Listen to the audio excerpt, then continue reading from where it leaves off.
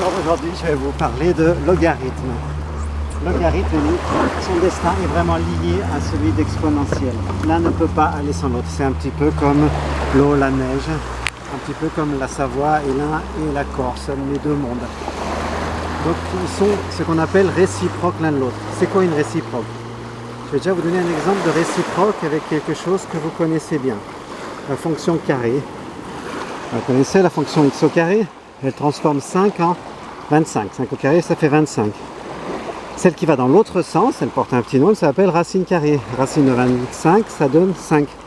Quand une transforme 5 en 25, la réciproque transforme 25 en 5. Elle va dans l'autre sens, c'est ça une réciproque.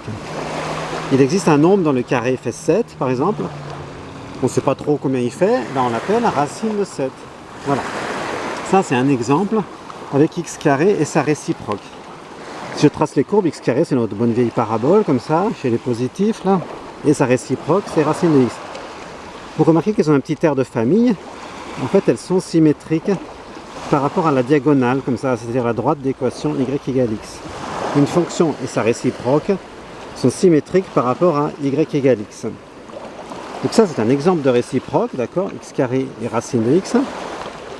Et bien, il y a un autre exemple de réciproque, c'est exponentielle x et logarithme népérien de x, lnx, logarithme népérien de x.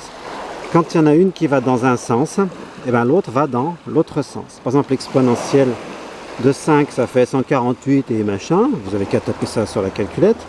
L'exponentielle transforme 5 en 148, et bien logarithme de 148, ça redonne 5.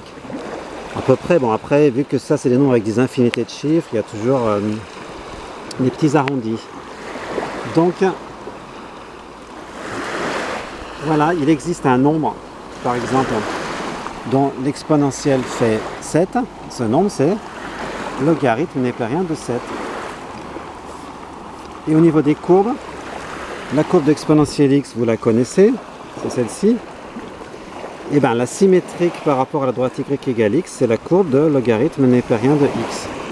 Ce film va absolument avec le film Loulou 170. Loulou 170 et Loulou 180. Donc ils vont ensemble puisque c'est une fonction et sa réciproque, comme je vais vous expliquer. Dans un prochain film, je vous parlerai des propriétés de logarithme. Elles ont un petit air de famille avec celle d'exponentielle, puisque elles vont avec, mais il ne faut pas les mélanger. Voilà, allez, salut les loulous.